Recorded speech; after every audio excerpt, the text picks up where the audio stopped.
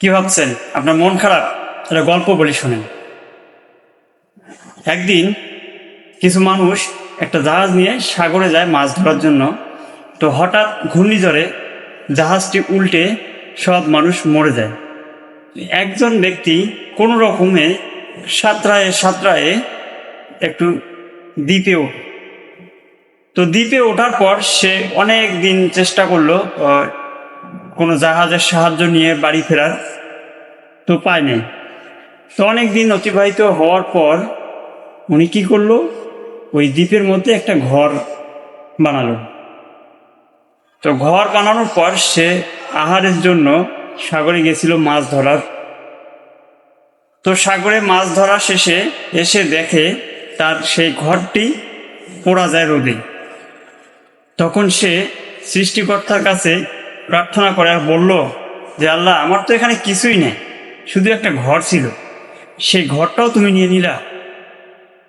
সে হতাশ নিরাশ হয়ে সাগরের দিকে ধীরে ধীরে হাঁটা শুরু করে। তো যখন সে সাগরের দিকে আসে তখন দেখতে পারে একটি জাহাজ আর নাবিক তার কিনারায় এসে তাকে উদ্ধারে দেয়। তো তখন সে জিজ্ঞাসা করলো, আমি তো অনেক দিন চেষ্টা করলাম আমাকে উদ্ধার করে নিয়ে যাওয়ার জন্য, কিন্তু কেউ তো আসলো না, আপনি কিভাবে বুঝতে পারলেন?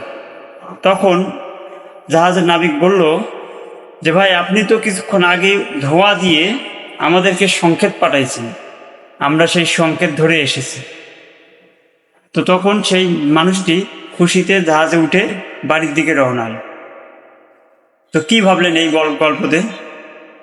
এটাতে বোঝা যায় আল্লাহ আমাদের জন্য যা রেখেছেন, যা ভেবেছেন, তা অবশ্যই উত্তম এবং আমাদের ভালোর জন্য।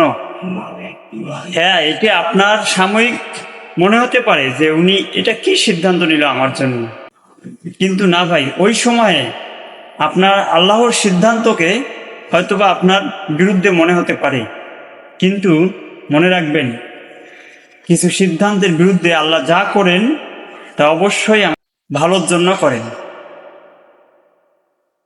তাই হতাশ হবেন না, নিরাশ হবেন না, আল্লাহর প্রতি ধৈর্য রাখবেন।